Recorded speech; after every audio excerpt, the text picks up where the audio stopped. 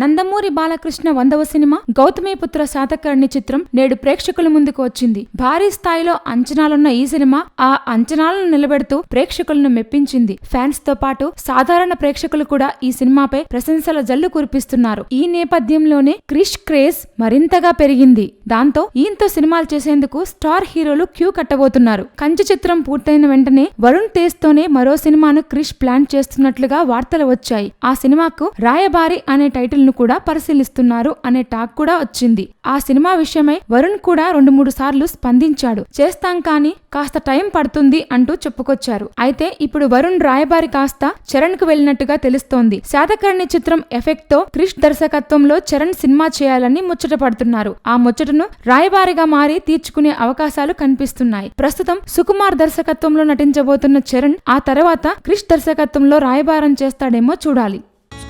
Please subscribe. Hi, it's me Purna. Please subscribe.